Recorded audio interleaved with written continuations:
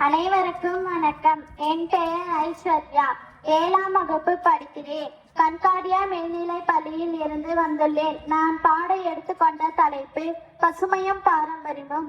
நெருப்பா கொதிக்குது பூமி பூமி, யாரோ பொறுப்பானடகல சாமி சாமி. நெருப்பா கொதிக்குது பூமி பூமி, யாரோ பொறுப்பானடகல சாமி சாமி. அழாறுகளோ எல்லாம் விவசாயமாகி போச்சு, அட பூமி தான் காயமாகி போச்சு. காடு வெட்டி போட்டு அடசுடு ஏறி போச்சு, ஒசங்கூரை ஓட்டையாகி போச்சு. மனுஷன் பேராசைக்கு பூமி போதுமா? மனுஷன் அரக்கனா பூமி தாங்குமா? மனுஷன் பேராசைக்கு பூமி போதுமா? மனுஷன் அரக்கனா பூமி தாங்குமா?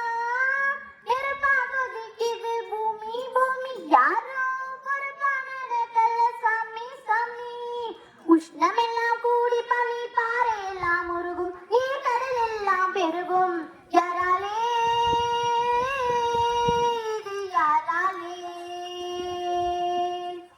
மரங்கள் எல்லாம் வெட்டி போட்டு மனுஷன் போட்டு மாட்டம், அட எங்கும் புகை மூட்டம். கூடாதே இது கூடாதே. மண்ணா போன போக்கில தான் காசு பண்ண பார்த்து அடமாசு பண்ணி வச்சதென்னடா? கரியமெல்லாம் வாயுவத்தான் காத்தோட சேர்த்தா எங்களுக்கு மிச்சம் என்னடா? சொல்லுங்களே, அட சொல்லுங்களே, இது நியாயமா? மனுஷன் பேராசைக்கு பூமி போதுமா? மனுஷன் இருக்கணும்னா பூமி தாங்குமா? வீதியில ஆயிரமா வாகனங்க போகும், புகை தீமையாக மாறும். என்னாகும் பூமி என்னாகும்? பாதியில முழிச்சுக்கிட்டு பக்குவமா நடந்தா எங்கும் பசுமையாக இருந்தா பொன்னாகும் பூமி பொன்னாகும். யாராலே ஆகும்னு ஆளாளு போனா அடக்கை மீறி போகுங்கடா. ஊர் மாற வேணும்னு காத்திருக்க வேணாம், அட நம்ம தானே மாற விடுங்க. அங்கோரே சொன்னாரே அழப்போதே. மனுஷன் பேராசைக்கு பூமி போதுமா?